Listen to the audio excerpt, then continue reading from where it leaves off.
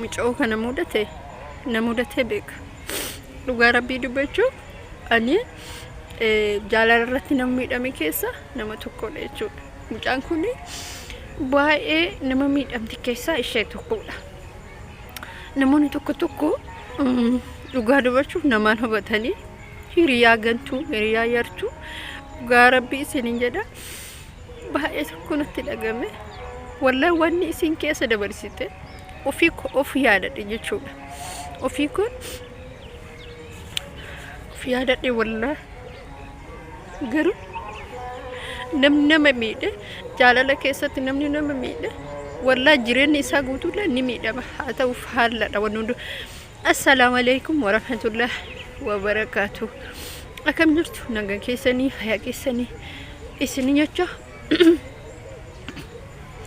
hordoftoota kabajamtoota kiyya namoonni chaanaalii kiyya haaraa taatan like godhaa share godhaa subscribe godhaa wallahi nan jajjabeessaa isin jecha barbaada buleen kiyya. Wanni mucaa kana mudate beeka wallahi billahi na mudate beeka jechuudha. Wanni Soofii mudate akkuma ishee kanatti bara 2002 meeqa akka ta'e hin beeku. Wallahi hiriyaa kana rabbi isin irraa haa qabu. Hiriyaa gantuu rabbiin isin irraa haa qabu. Hiriyaa yartuu rabbi isin irraa haa qabu. Wallahi billahi jechuudha. Ani akka mataa kootitti baay'ee tokko miidhamee jira.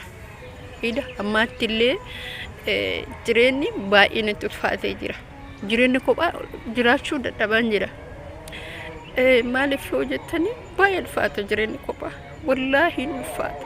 Kophaa jiraachuun baay'ee ulfaata. Alhamdulillah ala kulli haal rabbiin hiriyaa hamtuu isin irraa haa qabu. Hiriyaan hamtuu yeroo kamuu yoo sitti dhuftu gufuu sitti taate. Jireenyi kee balleessiti.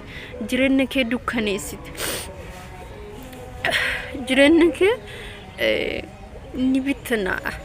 Dafee deebi'uu hin danda'u. Maal isin fakkaate nama tokko jaallattee gaafa dhabdutti wallahi jireenyi kee dukkanaa'a. Rabbiin hiriyaa gantuu isin irraa haa qabu. Abboleen kiyya ani wallahi naman akkaan jaaladhu naman akkaan kabaju naman iddoo qabuuf naman dhabeen beekeen jira. Jireenyi erga sanii dhugumatti baay'ee tokko qusaasaa deebiftee ijaaruuf jechuudha. Wanni dhaamsin ijoollee keenya isin dhaamu barbaadu saraahatan akka obboleeyanitti dhugaa dubbachuuf hamsi ani isin dhaamu barbaadu abbaa manaa keessan dubartii ittiin kaleessina. Dubartiin itti kalaa'uun hin barbaachisu.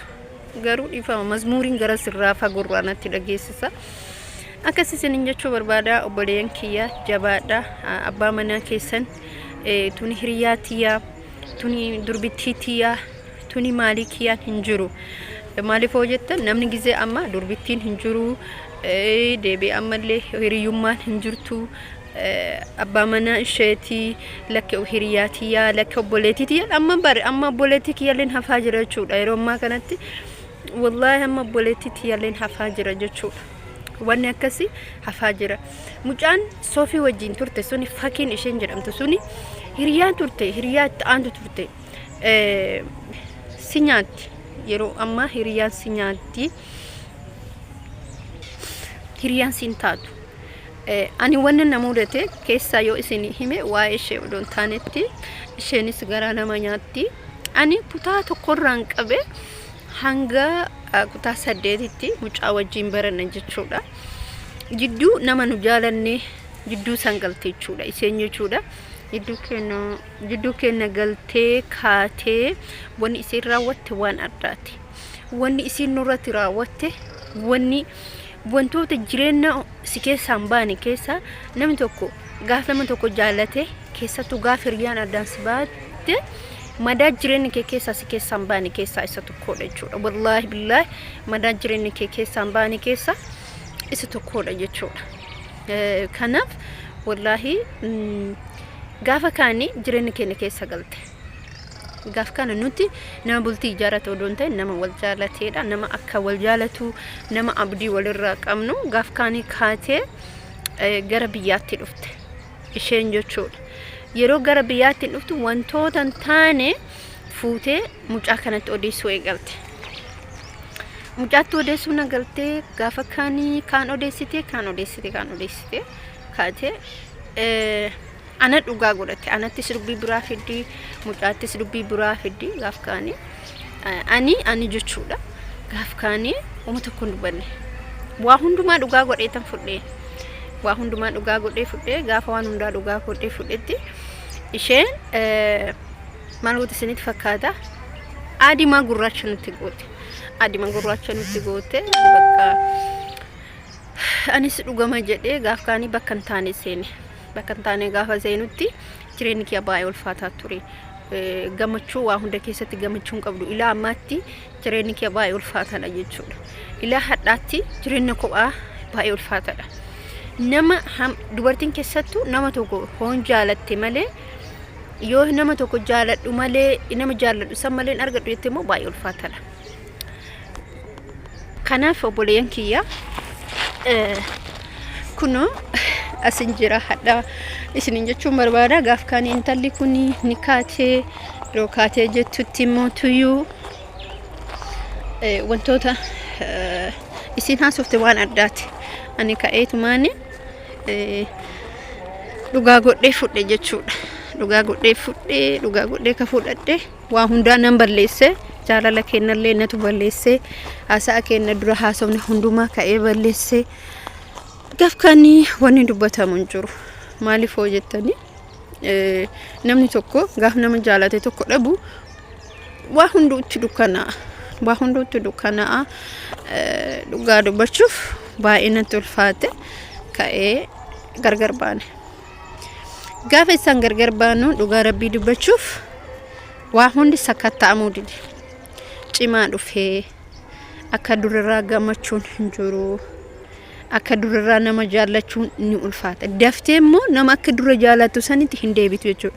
Isheen immoo maal nagoota siniif isheen immoo tuyyuu namni sun ijoollee sun lama walii fira turanii isheen gaafa kaanii akka baddee ka'eeniti irratti fuudhee eegee akkasumatti galtee bultii isii qabatte. Isheen bultii isii ni qabatte amma isheen bultii isii oofachaa jirti. Hiriyaa gadheen hiriyaa yartuun jechuudha. Dhugaa rabbii isin jedha yoomiyyuu ufittiin kaleessina.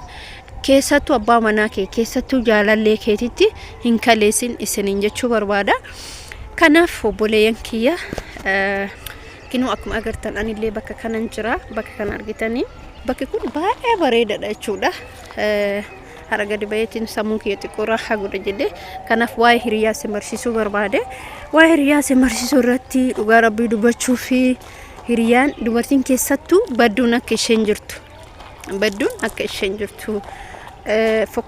Fokkistuulleen akka isheen jirtu. Nuti dubartiidha. Nuti bultii qabnee deemnullee nuti namaaf hin taanu. Ofiifis hin taanu. Isin jechuu barbaada hordoftoota kabajamtoota kiyyaa asittiin waa isin agarsiisa. Bismillah ani waan sodaadha. Lootu wadhaan jechuudha. Sirri barreeffama tokko isin agarsiisa jedhee ture. Waa'ee maalii akka ta'e bichaan beeku waa isin agarsiisa. Akkas isin jechuu barbaade obboleen kiyyaa jabaadha. Nama ofirraa fageessa. Abbaa mana kiyyaan jedhina jettanii ina kuni laalaa kun barreeffame kana. Kuni obboleen abbaa mana keessanii kuni hiriyaatiyaa wajjin biyya arabaa turre wajjin akkas ta'aa turre baradhu naa bilbiliif naa akkas hin ta'u waan akkasii. Akkas isin jechuu barbaada hordoftoota kabajamtoota kiyya YouTube chaanaalii kiyya baay'ee naa guddisaa jirtanii galatoomaa ulfaadhaa isin jechuu barbaada. Inshallah yoo rabbiin jedhe bila kunillee asiin gadi xusxus jedha. Akkas inshallah rabbi alaafisu. Wallahi ani fakkii fi waa'ee soofii irratti soofiin baay'ee garaan nyaattee jirti dhugaa rabbii dubbachuuf kanan isin jechuu barbaada. Hordoftoota kabajamtoota kiyya baay'ee tokko na galatooma baay'ee isin galateeffadha. Yeroo hundumaa muna iddoo bashannanaa deemii bakka babbareedaa deemii etanu garuu as keessa jechuudha as achitti ilaalaa bakka kana ilaalaa jechuudha. Kophaa kiyyan jira nama tokko jiinuun jiru. Baay'ee tokko nama sodaachisa dhugaa rabbii dubbachuuf as keessa deemuun jechuudha. As keessa deemu كونو أرجيتنا إذا تكس أسيجدتي أرجيني جرما بكوي تجرا أكاسس نيجاتشو بربادا إن شاء الله هنگام فيديو برات أسياتشي يو حالا ميجي سجل إدو كانت إسني ورابا مالف dirqama ati namaan walii galuu qabdaas keessi yeroo hunduma mallaka maleen seenamu waan ta'eef inshallah yoo namicha walii gal yeroo hunduma video as keessatti sini waraaba wallahi baay'ee tokko qalbii kee kana raaxa goota amma mirqaanatan isinitti haasa'a gara bilbilu kunoona sodaachisa ani sodaadha yoo kuno argitani as keessatti baay'ee namatti tola akkasii sinin jechuu barbaada assalamu alaykum wa rahmatullahi wa barakatuh baay'ee kana galatooma isinin jedha bye bye